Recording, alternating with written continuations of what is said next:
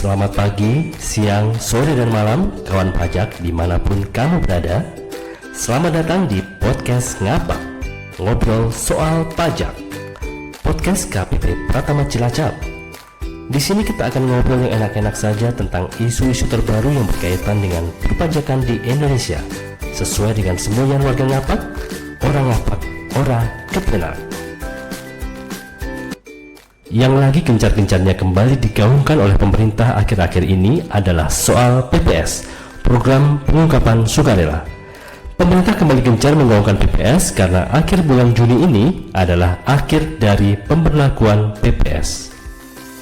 Karena ini adalah kesempatan emas buat para wajib pajak, promo pajak istilahnya, yang belum tentu akan ada lagi di lain kesempatan, maka podcast Ngapa kali ini ikut pula mengangkat tema tentang PPS, Program Pengungkapan Sukarela. Saya Martin Purnama Putra, kali ini akan ditemani oleh narasumber yang tidak asing lagi buat para kawan pajak, terutama yang tinggal di seputaran Cilacap. Narasumber ini sering banget tampil di acara-acara penyuluhan. Buat kawan pajak yang sering konsultasi di Helpdesk KPP Pratama Cilacap, pasti sudah kenal dengan sosok berperawakan tinggi besar ini. Kita sambut Mas Muhammad Najib Amrullah. Apa kabar Mas Najib? Alhamdulillah, kabar baik Mas Martin. Mas Martin sendiri bagaimana kabarnya? Alhamdulillah kabar baik juga Mas Najib, meskipun kemarin sempat agak flu. Memang lagi musimnya ini Mas. Mas Martin dan kawan pajak semua mesti jaga kesehatan ya. Istirahat yang cukup dan kalau perlu minum suplemen vitamin biar kondisi kita tetap fit tentunya. Benar sekali Mas Najib, terima kasih sarannya. Ngomong-ngomong, tak terasa kita sudah berada di penghujung bulan Juni tahun 2022 ya. Yang itu artinya program pengungkapan sukarela atau PPS sebentar lagi akan berakhir. Namun sepertinya masih banyak nih kawan pajak yang belum mengerti apa itu PPS. Boleh dijelaskan Mas, pengertian PPS dalam bahasa awam biar mudah dipahami oleh kawan pajak semua. Baik Mas Martin. Jadi program pengungkapan sukarela ini atau biasa disingkat PPS adalah pemberian kesempatan kepada wajib pajak untuk mengungkapkan kewajiban perpajakan yang belum dipenuhi secara sukarela melalui pembayaran pajak penghasilan berdasarkan apa? Berdasarkan harta yang diungkapkan oleh wajib pajak. Nah, apa tujuannya? Tujuannya adalah untuk meningkatkan kepatuhan wajib pajak secara sukarela. PPS ini diselenggarakan berdasarkan asas kesederhanaan, kepastian hukum, dan kemanfaatan. Jadi kita harapkan wajib pajak merasa aman dan nyaman mengikuti program ini. Begitu Mas Martin. Jadi singkatnya ini adalah program untuk mengungkapkan kewajiban perpajakan yang belum dipenuhi ya Mas, yang dasar perhitungannya menggunakan harta yang belum diungkap. Yang jadi pertanyaan nih Mas, kenapa yang menjadi dasar adalah harta yang belum diungkap? Oh ya, siap Mas Martin. Jadi gini kawan pajak, kepemilikan harta itu kan sebenarnya mencerminkan penghasilan dari yang kita peroleh. Kita sebenarnya sedang mencari penghasilan yang diperoleh dalam kurun waktu sebelum tahun 2015 dan yang diperoleh antara 2016 sampai dengan 2020. Dan itu saya pikir akan sangat merepotkan bagi wajib pajak untuk mencari berapa besaran penghasilan yang diperoleh dalam kurun waktu tersebut. Maka untuk mempermudah itu digunakanlah harta sebagai dasar untuk menghitung penghasilan. Dan cara tersebut sebenarnya menguntungkan wajib pajak sebab penghasilan yang digunakan untuk konsumsi tidak termasuk dalam perhitungan tersebut. Begitu Mas Martin. Masuk akal Mas. Jadi poinnya adalah kepemilikan harta itu mencerminkan penghasilan, dan penghitungan seperti ini menguntungkan wajib pajak karena penghasilan yang digunakan untuk konsumsi tidak masuk dalam penghitungan. Kalau boleh saya ambil contoh Mas Najib, misal penghasilan bersih selama tahun 2020 sebesar 200 juta, yang 110 juta digunakan untuk konsumsi selama setahun buat makan, kebutuhan sehari-hari, pendidikan anak, buat jalan-jalan, traveling, dan lain-lain. Lalu yang 90 juta buat ditabung atau dibelikan mobil bekas. Maka hanya penghasilan yang ditabung atau dibelikan mobil sebesar 90 juta itulah yang dijadikan dasar perhitungan. Tentu saja itu menguntungkan sekali. Bukan begitu Mas Najib? Tepat sekali Mas Martin. Dan itu pun hanya jika harta itu, misal tabungan atau mobil bekas itu, belum dilaporkan pada SPT tahunan tahun 2020. Ini untuk kebijakan 2 ya Mas Martin. Kalau untuk kebijakan 1, harta atau misal tabungan atau mobil tersebut kelupaan untuk diungkapkan pada program pengampunan pajak dulu tahun 2015. Gitu ya Mas Martin. Pasti banyak kawan pajak yang tertarik dengan program ini ya. Begitu tahu bahwa PPS ini sangat menguntungkan bagi wajib pajak. Lalu, apakah seluruh wajib pajak dapat mengikuti program ini? Ataukah ada kriteria tertentu wajib pajak yang bisa mengikuti PPS ini Mas Najib? Oke, siap Mas. Jadi ada 2 kondisi wajib pajak yang bisa mengikuti PPS. Yang pertama adalah bagi wajib pajak orang pribadi ataupun badan yang pernah mengikuti tax amnesty, namun pada waktu itu masih ada harta yang belum diungkapkan. Mungkin bisa karena lupa atau karena saking banyaknya ya Mas. Maka pada PPS ini wajib pajak tersebut dapat mengungkapkan harta tersebut dengan mengikuti kebijakan 1. Adapun harta yang bisa diungkapkan adalah harta yang diperoleh dari tahun 1985 sampai dengan tahun 2015. Lalu untuk kondisi kedua adalah khusus bagi wajib pajak orang pribadi yang belum melaporkan seluruh harta pada SPT tahun 2020. Harta yang bisa diungkapkan adalah harta yang diperoleh antara tahun 2016 sampai dengan 2020. Jadi begitu ya kawan pajak, ada 2 kebijakan dari PPS. Yang satu bisa diikuti oleh badan dan orang pribadi dengan syarat pernah mengikuti tax amnesty.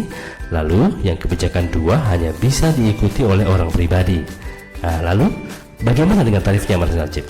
Apakah ada perbedaan antara PPS kebijakan 1 dan 2? Oke, siap Mas Martin.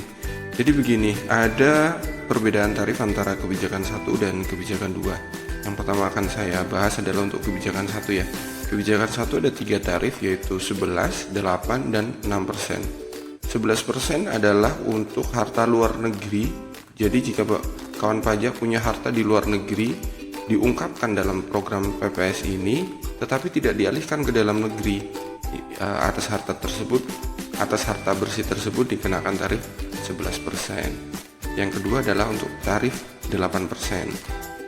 Contohnya adalah harta di luar negeri yang kawan pajak ungkapkan dan harta tersebut nantinya akan dialihkan ke dalam negeri, atau harta yang diungkapkan adalah memang harta yang sudah ada di dalam negeri, itu dengan tarif 8%. Yang ketiga, tarif 6% itu diperuntukkan untuk apa?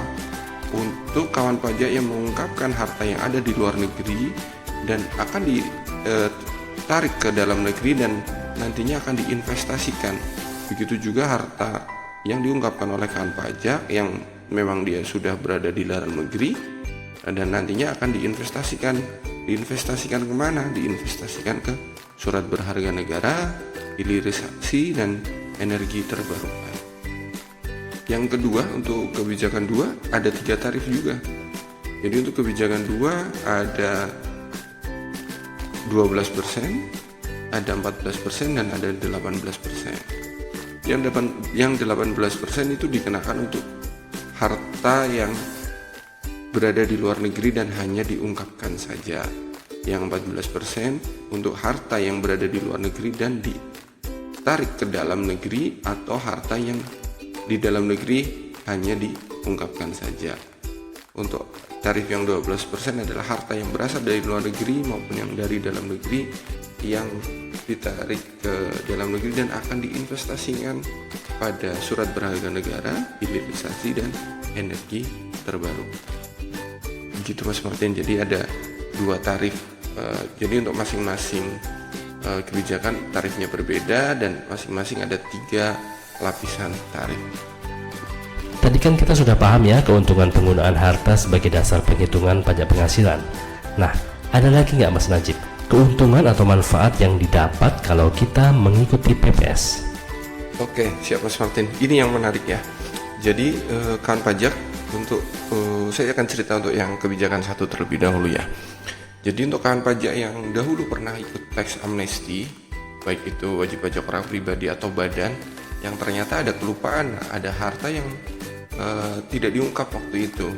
Atas harta tersebut, apabila ditemukan oleh Direktorat Jenderal Pajak, maka akan dikenakan tarif 30% untuk orang pribadi dan 25% untuk wajib pajak badan, ditambah dengan sanksi 200%. Jadi ini cukup tinggi sekali ya. Nah, dengan adanya PPS ini, maka sanksi tersebut hilang. Jadi sanksi sesuai dengan pasal 18 ayat 3 Undang-Undang Pengampunan Pajak, yaitu sanksi sebesar 200%, itu kita hilangkan. Hanya dikalikan tarif sebesar yang tadi saya sebutkan itu, Mas Martin, untuk kebijakan 1. Untuk manfaat yang bisa kawan pajak dapatkan apabila mengikuti kebijakan 2 adalah tidak akan diterbitkan ketetapan untuk tahun pajak 2016 sampai dengan 2020, kecuali jika sudah ikut PPS kebijakan 2 ternyata masih ada harta yang belum diungkap juga, itu ceritanya lain ya. Tetap masih bisa dilakukan pemeriksaan atau diterbitkan ketetapan atas harta yang kurang ungkap tersebut. Dan yang perlu diperhatikan oleh kawan pajak semua adalah data atau informasi yang bersumber dari surat pemberitahuan pengungkapan harta beserta lampirannya yang diadministrasikan oleh Kementerian Keuangan yang berkaitan dengan pelaksanaan Undang-Undang HPP atau PPS ini tidak dapat dijadikan sebagai dasar penyelidikan, penyidikan, dan atau penuntutan pidana terhadap wajib pajak. Gitu. Jadi manfaatnya cukup banyak ya, Mas Martin. Jadi dengan begitu, wajib pajak yang mengikuti PPS ini akan merasa aman dan nyaman mengikuti program ini ya, Mas? Iya, betul sekali, Mas Martin. Kalau misalnya ada nih di antara kawan pajak yang tertarik mengikuti program PPS ini, teknis untuk mengikutinya bagaimana, Mas Najib? Baik, Mas Martin, jadi untuk mengikuti program PPS ini sebenarnya sangat mudah sekali. Ini sangat berbeda dengan zaman dahulu waktu kawan pajak mungkin masih ingat waktu mengikuti program tax amnesty harus ke kantor pajak, harus antri, harus konsultasi gitu ya. Jadi untuk program pengungkapan sukarela ini sangat simpel, sangat mudah. Bahkan wajib pajak tidak perlu datang ke kantor pajak sudah bisa mengikuti program ini. Yang pertama kali harus dilakukan oleh kawan pajak adalah mengakses DJP online. Jadi kawan pajak silakan untuk akses DJP online, terus nanti ke menu layanan, di situ ada program pengungkapan sukarela, lalu kawan pajak bisa unduh formulirnya. Ini seperti SPT tahunan orang pribadi e-form ya, silakan diunduh, lalu nanti hasil unduhan itu bentuknya e-form PDF. Kawan pajak bisa isi harta yang akan diungkap, terus hutang atas harta tersebut, maksudnya adalah hutang yang memang berkaitan dengan untuk memperoleh harta tersebut, dan tarifnya berapa yang harus dibayar, itu semua akan terhitung otomatis dalam formulir tersebut. Jadi kan pajak tidak perlu pusing, tidak perlu takut salah hitung. Ini tentunya memudahkan sekali untuk kan pajak mengikuti program ini ya, begitu Mas Pak. Atau bisa langsung datang ke loket konsultasi PPS di KPP Pratama Cilacap ya, Mas? Iya benar Mas Martin. Jadi setiap hari di jam kerja dari hari Senin sampai dengan hari Jumat pukul 8 pagi sampai pukul 4 sore akan selalu ada petugas piket yang siap membantukan pajak semua apabila ada yang masih bingung mengenai apakah harta ini bisa diungkap, berapa tarifnya, mungkin cara mengakses DJP online-nya masih bingung. Silakan jangan ragu-ragu untuk datang langsung ke KPP Pratama Cilacap untuk berkonsultasi di helpdesk PPS kita. Sediakan petugas untuk melayani kawan pajak semua. Mantap. Sebagai penutup, akhir-akhir ini pemerintah begitu banyak memberikan insentif pajak serta program-program yang sangat menguntungkan dan meringankan wajib pajak, termasuk program pengungkapan sukarela ini. So, tunggu apa lagi? Mumpung masih ada kesempatan beberapa hari lagi nih. Ungkapkan harta yang belum diungkap melalui PPS, Program Pengungkapan Sukarela. Siang-siang makan ikan pepes, tambah segar kalau minumnya es degan. Ayo manfaatkan program PPS biar tidak menyesal kemudian. Cakep. Oke kawan pajak, kami akhiri podcast ngobrol soal pajak hari ini. Terima kasih banyak buat yang sudah mendengarkan. Semoga bermanfaat buat kawan pajak semua. Sampai jumpa.